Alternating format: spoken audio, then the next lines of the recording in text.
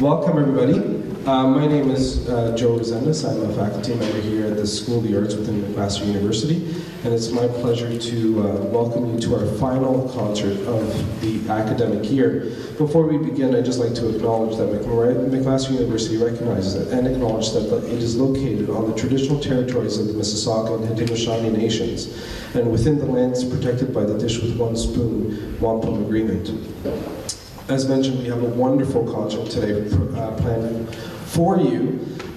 This is an annual event for us. We program more of a community-minded event where we reach out to the community or local communities and bring in a high school group or an educational group to come and share the stage with us. And this is something that wasn't my idea. It originated well before I started here, but I thought it was such a wonderful tradition that it must be maintained. More specifically, because it provides younger artists, younger students with the opportunity to experience different stage settings, performance settings, and also different opportunities to give them further experience and to develop those experiences through music. So we are very, very pleased to welcome the Guelph Collegiate Vocational Institute under the directorship of Mr. Dan Austin. They are a wonderful group. We've worked together on some occasion. They've performed and competed at Kiwanis festivals and the Golden Horseshoe, and are nominated and golds and all sorts of wonderful acknowledgements and praises. And part of the reason why I approached Mr. Austin here is because he has very similar mindsets to mine in that he takes his students and gives them every opportunity possible to learn and develop and to grow as artists. So please join me in welcoming the GCVI Sr. Symphonic Band.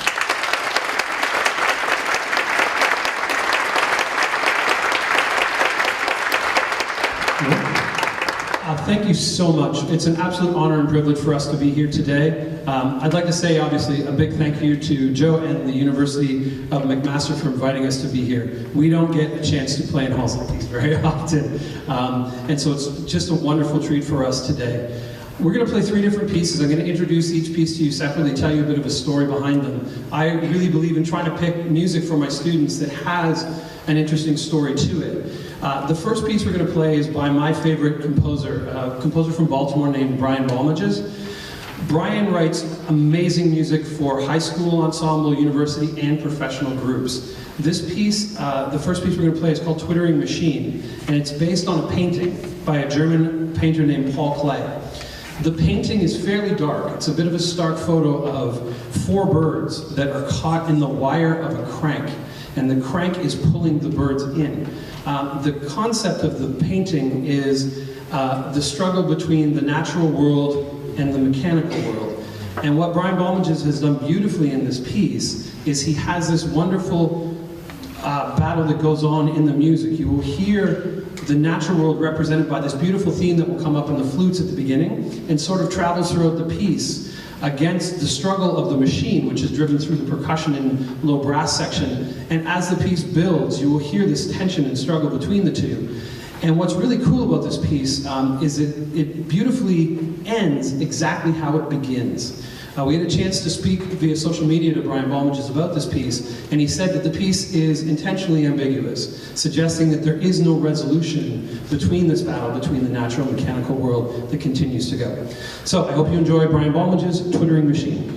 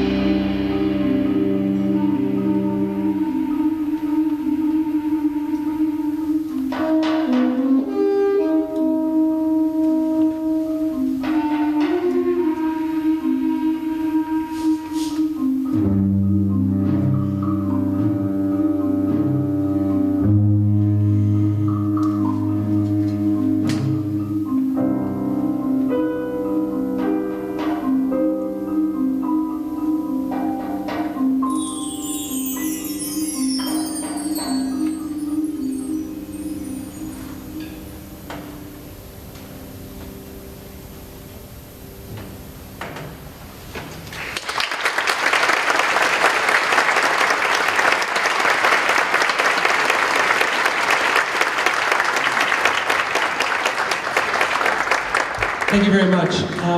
One of the things we are doing is we are preparing to participate in the Music Fest Canada National Band Competition, which takes place in Ottawa this year. And one of the initiatives that Music Fest Canada put forward a few years ago was to mandate that all the concert bands would play a Canadian piece. I think that's a wonderful initiative by Music Fest Canada. It helps promote Canadian composers and also exposes our students to music written by fellow Canadians. The next piece we're going to play is entitled Hush, and it is designed to be a lullaby. The instructions on the piece are very simple. It should be a beautiful lullaby. And it's written by Canadian composer Bill Thomas. So I hope you enjoy Bill Thomas's Hush.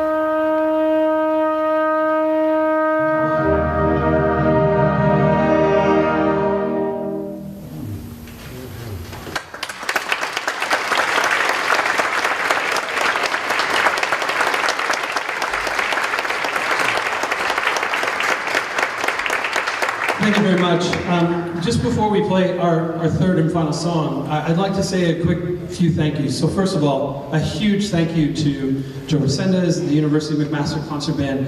This is a real privilege for us. It's a treat. it was such a wonderful message to get. He's like, hey, would you love to come play at McMaster? I'm like, of course we want to come play. So thank you so much for having us today. It's just a great opportunity for these students to do. Also, one of the realities of being a high school music teacher is you deal with amazing kids who have amazingly busy lives. And we are also what's called an International Baccalaureate School. I don't know if you're familiar with what's called the IB program, but IB means that we have students who are studying in a world program. And the IB program writes standardized world exams, and they start the practice exams tomorrow. So I am missing quite a few people, so I had to call in some favors. And I've got a few people filling in, so I'd like to say thank you to everybody who's filling in. Some of them found out at the rehearsal for McMaster's Band about an hour ago. So a huge thank you for them to help fill in a few of the spots we needed a little bit of help filling in today. And then our last piece we're going to play for you is by a really great composer named Michael Markowski. And funny enough, you're going to hear from him later in the show. I heard a piece that he played called City Trees that he wrote at the Music Fest Canada. Canadian National Honor Band played it, I think in 2015, and I absolutely fell in love with the piece and was able to contact Michael Markowski. It was a piece that was too challenging for a high school group to tackle, but we started to learn some of his other repertoire. And one of the things I love about his writing is that it's very much like a film score. He doesn't write necessarily melodies or focuses on melodic structure. It's more about orchestration and use of sound. And there's some really interesting instruments we actually had to make to play this piece. One of them is a rubber ball put on a barbecue skewer that you rub on the top of a timpani drum, and it sounds like a whale. Cool. We had to make an instrument called a lion's roar, and it's exactly what it sounds like. It's a drum that has a hole drilled in it, then you take a piece of climbing rope and bow rosin, and when you pull on it, it sounds like a lion.